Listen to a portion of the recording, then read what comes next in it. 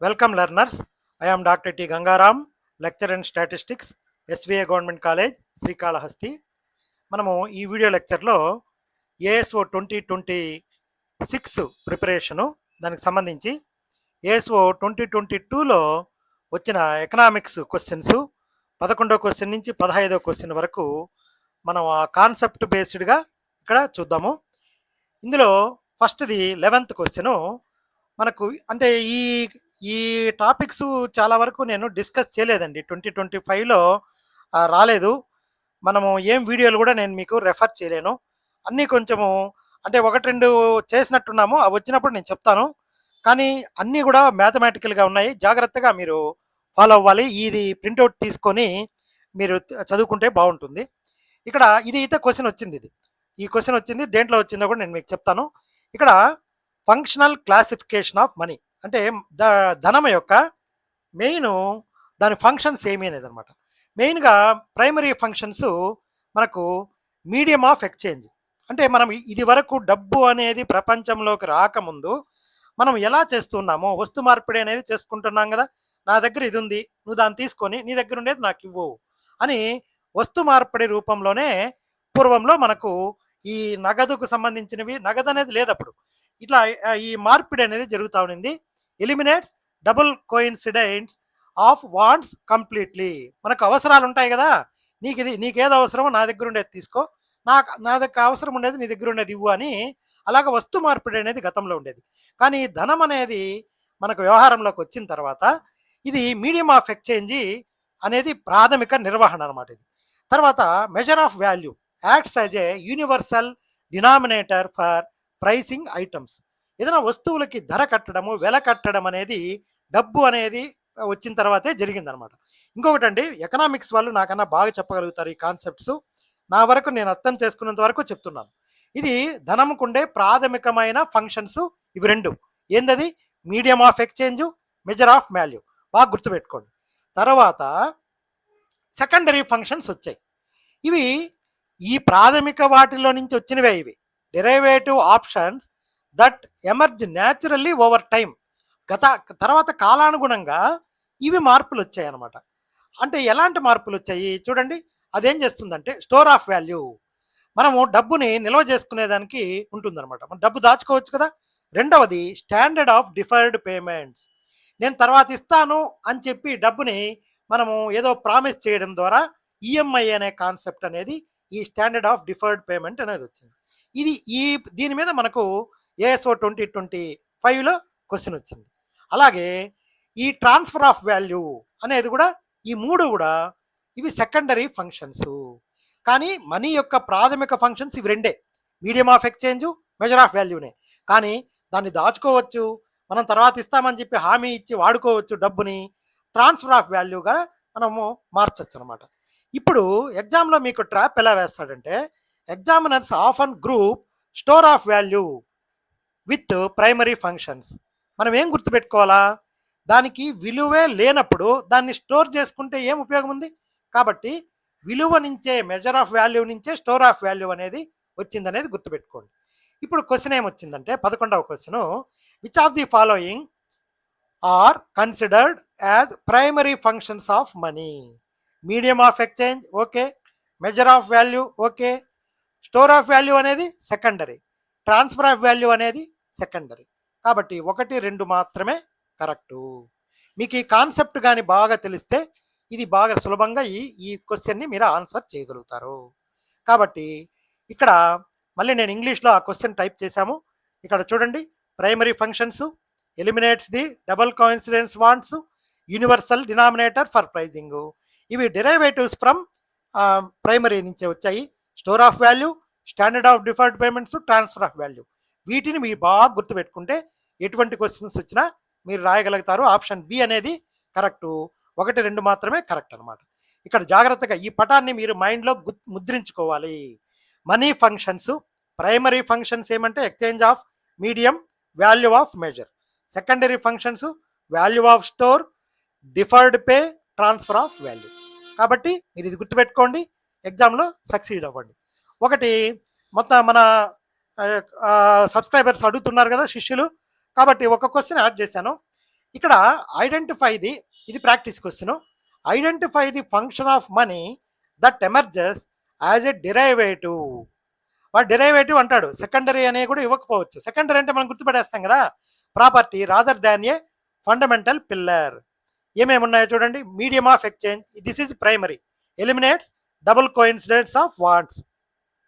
Measure of value, ఇది ప్రైమరీనే. Universal pricing denominator. Standard of deferred payments, తర్వాత ఇస్తామని ఇప్పుడు తీసుకునే మనీ అనమాట అది, ఇది secondary. Enables future credit constants, దీన్ని బేస్ చేసుకుని ఇప్పుడు మొత్తము ఫైనాన్స్ అంతా నడుస్తూ ఉంది. యూనిట్ ఆఫ్ అకౌంట్, ప్రైమరీ అనమాట ఇది. ఇది యూనిట్ ఆఫ్ అకౌంట్ అంటే ఇది సినానియం అనమాట. దేనికి? మెజర్ ఆఫ్ వాల్యూకి సినానియం ఇది. కాబట్టి మిమ్మల్ని కన్ఫ్యూజ్ చేసేదానికి ఇలా అడిగేదానికి అవకాశం ఉంది. Option C is correct.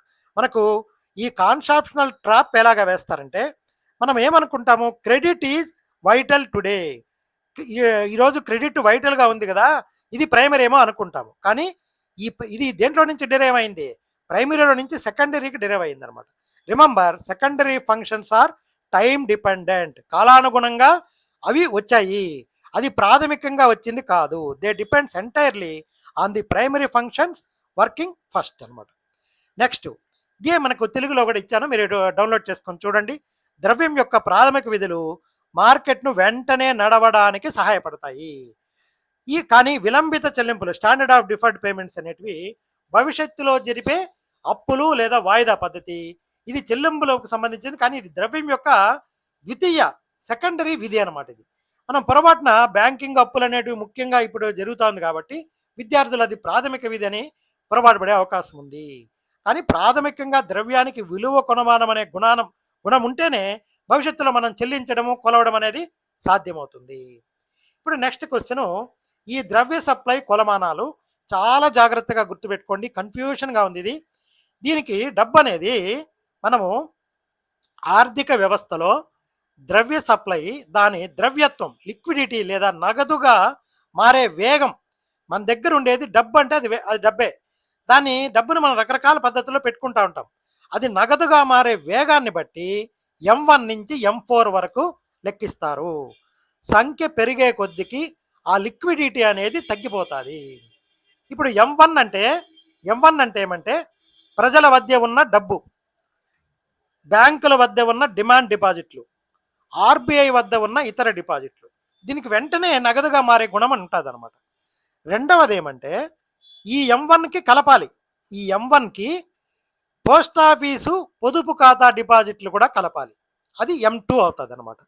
M3 అంటే ఈ M1కి M2 కలపడం లేదు, బ్యాంకింగ్ వ్యవస్థ మొత్తంలో ఉన్న కాల పరిమితి టైం డిపాజిట్లు కలపాలన్నమాట. ఇక్కడ టైం డిపాజిట్లు కలపాలి. అంటే అప్పటికి ఆ టైం అయితేనే వాటికి విలువ వస్తుంది, కానీ వెంటనే రాదు. ఈ M1కి ఈ టైం డిపాజిట్లు కూడా కలపాలి. కాబట్టి M3. మనకు ఈ M1, M2, M3 అనేవి M2 లోపల M1 ఉంటుంది, M3 లోపల M2 ఉంటుంది. కానీ M4 అనేది డిఫరెంట్ అనమాట. ఈ M3కి, ఇక్కడ ఉండే M3కి పోస్ట్ ఆఫీసు దగ్గర ఉండే మొత్తం డిపాజిట్లు కలిపితే వస్తుంది. ఇక్కడ నేషనల్ సేవింగ్ సర్టిఫికేట్లు అనేటివి ఇప్పుడు కూడా ఉంటాయేమో, అవి నాకు తెలియదు. ఇది వరకు ఉండేటివి. మనం నేషనల్ సర్టిఫికేట్స్ కొనేస్తే బ్యాంకులు, పోస్ట్ ఆఫీసుల్లో ఒక 10 ఏళ్ళ తర్వాత 5 ఏళ్ళ తర్వాత డబుల్ అవ్వడమో త్రిబుల్ అవ్వడమో అనేది ఉంటా ఉంటుంది అనమాట. 10,000 కొన్నామంటే దాని విలువ 20,000కి వాడు ఇచ్చేస్తాడు. ఆ డేట్లో 20,000 పోయి తీసుకోవచ్చు. ఇక్కడ అది మినహాయించి ఈ పోస్ట్ ఆఫీస్ మొత్తం డిపాజిట్లు తీసుకోమంటాడు M4లో. జాగ్రత్తగా రాసుకొని మళ్ళీ ప్రాక్టీస్ చేయండి. పొరపాటుగా ఎట్లా అడుగుతారంటే M3లో కేవలం సహకార బ్యాంకుల టైం డిపాజిట్లు మాత్రమే ఇస్తారు, లేదా SBI అని ఏదో మిస్లీడ్ చేసేదానికి ఇస్తున్నాడు. ఇందులో దేశం మొత్తంలోని బ్యాంకింగ్ వ్యవస్థ యొక్క టైం డిపాజిట్లు కలిసి ఉంటాయి M3లో. మళ్ళీ దీన్ని ఇంకా డీటెయిల్గా చూస్తాను. ఇక్కడ లిక్విడిటీ అగ్రిగేట్స్ మ్యాట్రిక్స్ M1 నుంచి M4 వరకు. Monetary aggregates are organised systematically by a single rule. Liquidity decreases as the number go up. అంటే ఇప్పుడు లిక్విడిటీకి M1కి ఎక్కువ లిక్విడిటీ ఉంటుంది, M3కి తక్కువ, M3కి ఇంకా తక్కువ, M4కి చాలా తక్కువ అనమాట. అది మీరు గుర్తుపెట్టుకోవాల్సింది. వెంటనే మనం నగదుగా దాన్ని వాడగలిగేటివి అవి అనమాట. M1 అనేది నేరోయిస్ట్ కరెన్సీ, చేతిలో ఉండే డబ్బు, demand deposits, other RBI deposits. M2 అనేది M1కి పోస్ట్ ఆఫీస్ సేవింగ్ డిపాజిట్స్ కలపాలి. M3కి బ్రాడర్ మనీ, M1కి టైమ్ డిపాజిట్స్, ఎంటైర్ బ్యాంకింగ్ల సిస్టంలో ఉండే టైమ్ డిపాజిట్స్ అన్నీ కలిపితే M1కి. M2 లేదు ఇక్కడ చూడండి, M3. తర్వాత M4 అనేది M3కి టోటల్ పోస్ట్ ఆఫీస్ డిపాజిట్లు కలపాలి, అందులో ఎన్ఎఫ్సిలు ఎక్స్క్లూడ్ చేయాలి. ఇది నేను మీకు మిస్లీడ్ చేసేది తెలుగులో చెప్పింది ఇక్కడ కూడా ఉంది. ఇప్పుడు ఇక్కడ చూడండి ప్రశ్న, 12వ ప్రశ్న ఏమి ఇచ్చారు ఇక్కడ, which of the following are correct regarding measures of money supply అని ఇచ్చారు. ఇక్కడ M1 అంటే currents notes and coins with the public excluding cash in hand of all commercial banks plus demand deposits excluding inter bank deposits of all commercial banks and cooperative banks and other deposits held with RBI. ఇది కరెక్టే కదా. M1 నగదు అనేది మనం సింపుల్గా చెప్పాము, అన్నీ ఇవే. ఇది రెండోది చూడండి, M1 plus saving deposits with post office క్లియర్గా ఇచ్చేశాడు. M3 చూడండి ఏమి ఇచ్చాడు చూడండి జాగ్రత్తగా, ఇక్కడ time deposits of all cooperative banks అని ఇచ్చాడు. కానీ మనకు M3 అంటే ఏమి, M1కి time deposits of entire banking system, అది ఇక్కడ కోఆపరేటివ్ బ్యాంకులో ఉండేదే ఇచ్చాడు అనమాట. నాలుగవది ఏంది, M3 plus total deposits with post office savings banks క్లియర్గా ఇచ్చాడు. కాబట్టి 1, 2, 4 కరెక్టు, 3 అనేది తప్పు. కాబట్టి మీకు దీని మీద అవగాహన ఉంటే గుర్తుపెట్టేయచ్చు. కాబట్టి ఇది నారోయిస్ట్, ఇది పోస్ట్ ఆఫీస్ సేవింగ్ డిపాజిట్స్, ఇది బ్రాడ్ మనీ. ఇక్కడ ఎన్ఎస్సిని ఎక్స్క్లూడ్ చేసి M3కి పోస్ట్ ఆఫీస్ సేవింగ్స్ కలపాలి. 1, 2, 4 ఆప్షన్సే మనకు కరెక్ట్ అనమాట. మీకు ఒక పటం ఇచ్చాను, ఈ పటం బాగా మెమరీలో పెట్టుకోండి. M1 అనేది M2లో M1 ఉంటుంది, M3లో ఇవి రెండు ఉంటాయి, కానీ M4 సపరేట్.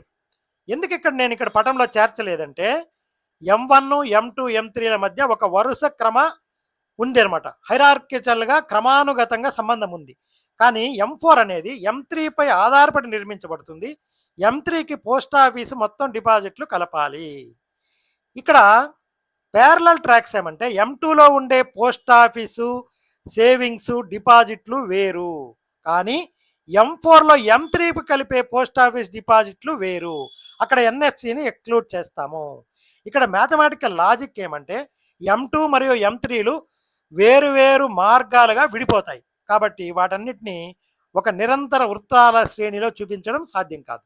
M1కి M2కి M3కి ఒక రకమైన సంబంధం ఉంది, M3కి M4కి ఒక రకమైన సంబంధము ఉందన్నమాట. కాబట్టి ఇది అదే మనకు క్లియర్గా ఇంగ్లీష్లో ఇచ్చనేది ప్యారలల్ ట్రాక్స్, మ్యాథమెటికల్ లాజిక్. ఈ తెలుగులో ఉండేది ఇంగ్లీష్లో ఇక్కడ ఈ పక్క ఉందన్నమాట. కాబట్టి ఇంకొకటి ప్రాక్టీస్ ప్రాబ్లము, ప్రతిదానికి ఒక ప్రాక్టీస్ ప్రాబ్లము యాడ్ చేశాను. Identify the correct component matchings based on RBI monetary aggregates. M1 includes savings banks deposits, correct. M2 includes NSC, ఏంది NSC completely excluded from post office calculations. M3 includes commercial bank time deposits, correct. M4 includes total post office savings except NSC, ఇది కరెక్టే. కాబట్టి confuse కాకుండా మీరు ఇటువంటివి similar problems చూసుకోండి. M1 నుంచి M4 వరకు ఉండేటివి చూసుకోండి, సిలబస్లో ఉంది, ఇది జాగ్రత్తగా వస్తుందన్నమాట. M4 అనేది M3 plus post office deposits minus NSC అనమాట. ఇక్కడ ఈ ఇన్స్టిట్యూషనల్ ఎక్స్క్లూషన్ ట్రాప్ ఏమంటే, ఈ నేషనల్ సేవింగ్ సర్టిఫికేట్స్ అనేది ఒక లాంగ్ టర్మ్ ఇన్స్ట్రుమెంట్స్. ఎందుకంటే ఒకప్పుడు ట్యాక్స్ సేవ్ చేసేదానికి మనకి ఎక్స్ట్రా వచ్చిన అమౌంట్ ఎంత ఎక్స్ట్రా ఉందో దాన్ని కానీ ఎన్ఎస్సి సర్టిఫికేట్లు తీసుకునేస్తే సేవింగ్స్ నుంచి దాన్ని ఎక్స్క్లూడ్ చేసేవాళ్ళు. ఇప్పుడు అవంతా ఏం లేదులేండి, ఈ న్యూ వాటిలో ఇవేం లేవు. కాబట్టి ఇది గుర్తుపెట్టుకోండి, because of their locked in nature. అది డబ్బు కాదు, దాన్ని ఇప్పుడు ఎప్పటికప్పుడు ఇవ్వరు, లాకింగ్ పీరియడ్ అయిపోయిన తర్వాతే ఇస్తారు. They lack immediately liquidity, they lack అది రాదు, డబ్బుగా మారవు అవి. Strictly excluded from both M2 and M4 రెండిట్లో నుంచి ఎక్స్క్లూడ్ చేయాలి ఈ నేషనల్ సేవింగ్ సర్టిఫికెట్స్ని. ఇక్కడ కాన్సెప్ట్ వివరణ, M1లో కరెన్సీతో పాటు డిమాండ్ డిపాజిట్లు ఉంటాయి.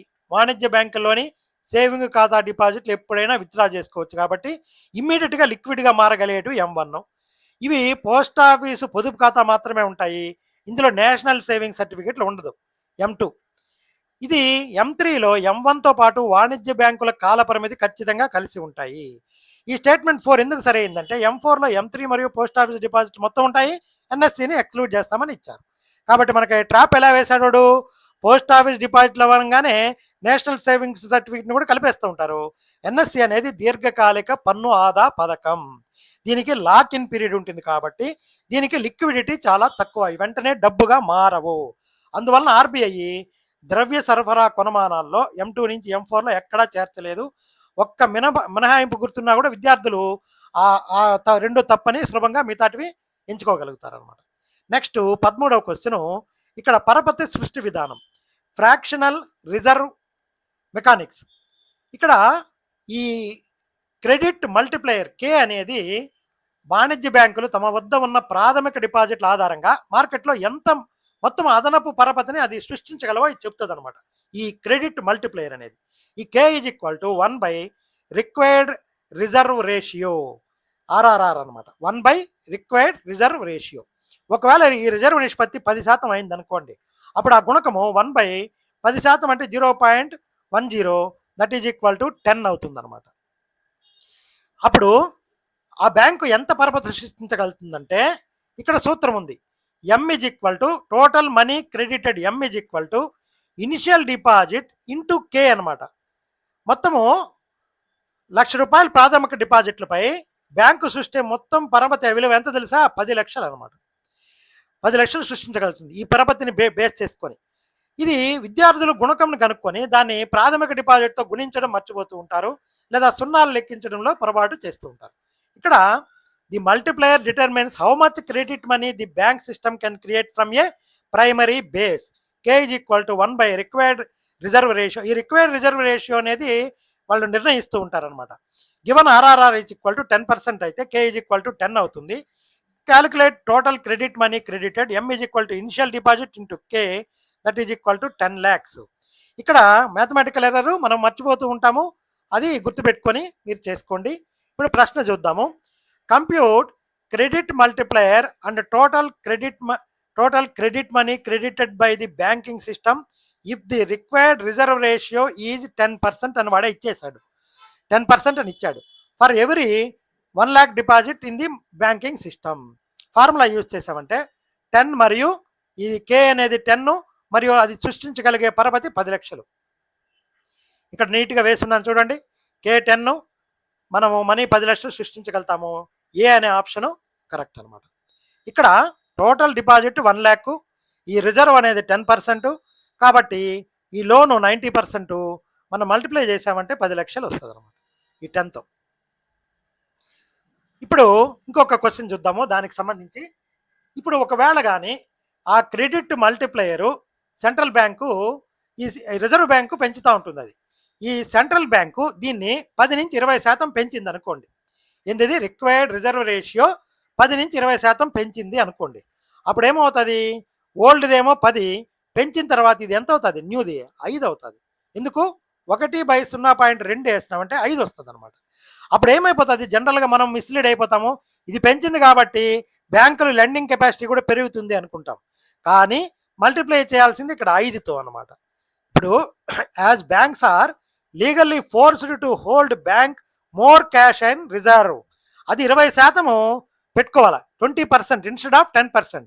They have to less supply of money to lend out. ఇక్కడ ఇన్వర్స్ ప్రపోర్షన్ ఉంటుందన్నమాట. ఈ RRR పెరిగిందంటే బ్యాంకు దాని దగ్గర ఉండే డబ్బు తగ్గిపోతుంది. ఎందుకు? వాళ్ళ రిజర్వ్లో ఎక్కువ పెట్టాల్సి వస్తుంది, లెండింగ్ కెపాసిటీ తగ్గుతుంది. మనము ఇక్కడ 5 ఉంది కాబట్టి, గతంలో ఇది 10గా ఉంది కాబట్టి, గుణకం తగ్గింది కాబట్టి బ్యాంకుల్లో మార్కెట్లో ఇచ్చే రుణాల పరిమాణం తగ్గి పరపతి సృష్టి సామర్థ్యం తగ్గిపోతుంది. కానీ మనం 10 నుంచి 20కి పెరిగిపోయింది కాబట్టి లోన్ కూడా వాళ్ళు ఎక్కువ ఇచ్చేయచ్చు అనుకుంటారు, కానీ దీనికి విలోమ నిష్పత్తి ఉంటుంది. రిజర్వ్ పెరిగింది అనుకోండి, మార్కెట్లోకి వచ్చే డబ్బు తగ్గిపోతుంది అనమాట. అది గుర్తుపెట్టుకోండి. ఇప్పుడు నెక్స్ట్ క్వశ్చన్ ఇది. ఇక్కడ క్వశ్చన్ ఇచ్చేసాను ముందుగానే. 14వ question, which of the following is correct with regard to reserve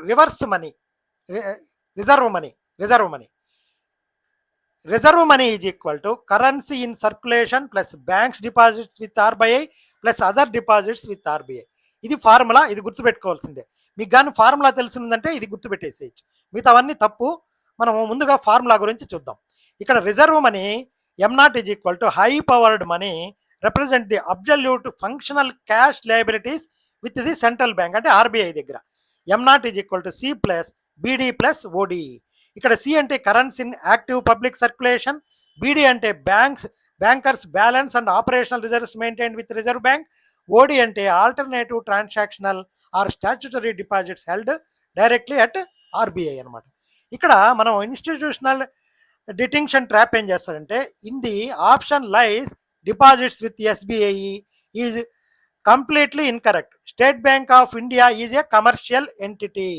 it's private deposit do not form part of sovereign monetary base.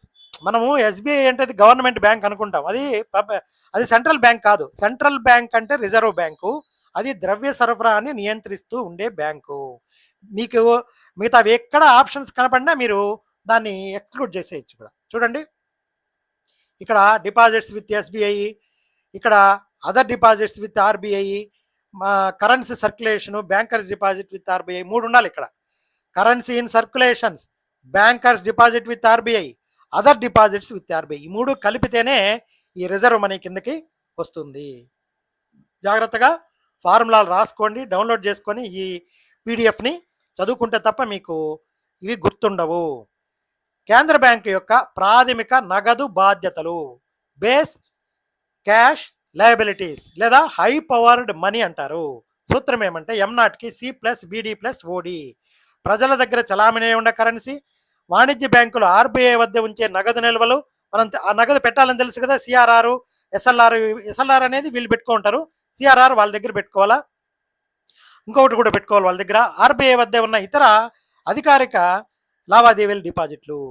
మనము అదర్ డిపాజిట్స్ విత్ ఎస్బీఐ అనేది ఇస్తారు, అది వాణిజ్య బ్యాంకే, అది డిపాజిట్లు దేశ ద్రవ్య పునాది కిందకి రావు. ఆర్బీఐ మాత్రమే మనము పరిగణలోకి తీసుకోవాలి. ఇంకొక క్వశ్చన్ మీకు ప్రాక్టీస్కి, ఇక్కడ base money is also known as high powered money, central banks primary liability అనమాట. ఇది M0 is equal to C plus BD plus OD, currency in active public circulation, banks balance, OD alternative deposits. మనకు reserve money M0 is equal to base cash liabilities. కాబట్టి ఈ first option అనేది correct, మనకు మిగతావన్నీ తప్పు. Next ఒక narrow money concept చూద్దాము. ఇక్కడ calculate M1 from the following రా డేటా సెట్ అన్నారు. ఇక్కడ కరెన్సీ విత్ పబ్లిక్, ఇది ప్రాబ్లం ఇచ్చారండి మీకు అది ప్రాబ్లం చూపిస్తాను చూడండి. ఇక్కడ ఇమార్ ఇచ్చారు, ఇది 15వ క్వశ్చన్, ఇమార్ ఇచ్చారు. Calculate narrow money M1 from the following data అన్నాడు. M1 అంటే మనకి ఏమో తెలిసి ఉండాలి ఏదనేది. కరెన్సీ ఇన్ పబ్లిక్ ఇది ఓకే తెలుసు మనకు, demand deposits with banking system, time deposits with banking system, other deposits with RBI, savings deposits of post office savings banks. కాబట్టి మనము ఒకసారి ఫార్ములా చూద్దాము. ఈ ఫార్ములా ఇది, M1 is equal to currency with public plus demand deposits plus other deposits with RBI. మనము already చూసాం ఇది first క్వశ్చన్లో. కాబట్టి 5,70,000 కోట్లు మాత్రమే M1 సర్క్యులేషన్లో ఉండే మనీ అనమాట. మిగతావి ఈ time deposits, post office savings అనేటివి రావు. మొదటి మూడింటిని కలుపుకుంటే సరిపోతుంది మనకు. Do not add time deposits and post office assets including them leads to structural broad liquidity distraction అనమాట. ఇక్కడ మన సూత్రం M1 లెక్కించడానికి ఇచ్చిన డేటా నుంచి కేవలం 3 అంశాలు మాత్రమే కూడాలి. ప్రజల వద్ద గల డబ్బు, డిమాండ్ డిపాజిట్లు, ఆర్బీఐ వద్ద గల ఇతర డిపాజిట్లు. కాబట్టి క్లియర్గా 90,000 కోట్లు, ఈ 2,00,000 కోట్లు, 2,80,000 కోట్లు కూడామంటే 5,70,000 కోట్లు వస్తాయి. ఈ మిగతావేవి టైం డిపాజిట్లు, పోస్ట్ ఆఫీస్ నిల్వలు దాంట్లోకి రావు. కాబట్టి ఫార్ములా ఇలా ఇచ్చాడు. కాబట్టి మీకు ఇది ఇంగ్లీష్లో ఉంది, జాగ్రత్తగా చూసుకోండి, సరిపోతుంది అనమాట. ఒకటి inverse narrow money filtering practice question ఇది. Find the missing demand deposits component using the standard formula given M1 is equal to 6,000 crores అని ఇచ్చాడు. ఇక్కడ M1 is equal to currency with public, demand deposits plus other RBI deposits. 6000 is equal to 2500 plus demand deposits plus 500. ఈ 500 ఎక్కడ ఇచ్చారు? Plus 500. 6000 is equal to 3000 plus ఇది 500 అనేది ఎక్కడ ఇచ్చారు? Find the missing deposits. ఇక్కడ కాన్సెప్ట్ విశ్లేషణ ఏమంటే ఇది రివర్స్ క్యాలిక్యులేషన్ మోడల్. మొత్తం ఇచ్చిన M1 ఇచ్చి అందులో ఒక భాగమైన డిమాండ్ డిపాజిట్లు కనుక్కోమన్నారు. ఇక్కడ M1 is equal to currency plus demand డిపాజిట్లు ప్లస్ ఇతర RBI డిపాజిట్లు. ఇక్కడ 6000 is equal to 2500 plus demand డిపాజిట్లు ప్లస్ 500. ఇవి రెండు కూడితే 3000. కాబట్టి మనకు 6000 మైనస్ 3000 చేస్తే 3000 కోట్లు వస్తాయి అన్నమాట. టైం డిపాజిట్లు అనేటివి మనం కన్ఫ్యూజ్ చేయడానికి ఇస్తారు. ఇక్కడ ప్రాబ్లము ఇక్కడ మిస్ అయిపోయిందండి. పర్వాలేదు, మీరు అర్థం చేసుకోండి, సరిపోతుంది. ఈ రకంగా ఈ మొత్తము కూడా మనము ఈ స్టాండర్డ్ ఆఫ్ డిఫర్డ్ మనీ అనే కాన్సెప్ట్ తప్ప మిగతా 4 కాన్సెప్ట్స్ కొత్తగా వచ్చాయి 2022లో. ఈ కాన్సెప్ట్ల మీద 2025లో అయితే క్వశ్చన్ రాలేదు, కానీ చాలా ముఖ్యమైన కాన్సెప్ట్లుగా ఉన్నాయి. అన్నీ ఫార్ములా బేస్డ్. మళ్ళీ ఇంకొకసారి మీరు ఒకసారి చదవండి. నా ఎకనామిక్స్ వాళ్ళైతే నాకన్నా బాగా చెప్పగలుగుతారు. జస్ట్ కాన్సెప్ట్ మీకు ఇంట్రడ్యూస్ చేయడానికి చెప్పాను. మీరు దీని నుంచి డెవలప్ చేసుకునేదానికి ప్రయత్నం చేయండి. ఏమైనా మిస్టేక్స్ ఉంటే మీరు ఈ ఫీడ్బ్యాక్లో పెట్టారంటే మనం డిస్కస్ చేసుకుందాము. తెలిసిన వాళ్ళు డిస్కస్ చేసేదానికి మనం ఓపెన్గా ఉంటాము. ఇబ్బంది ఏం లేదు. Wish all the best. Thank you.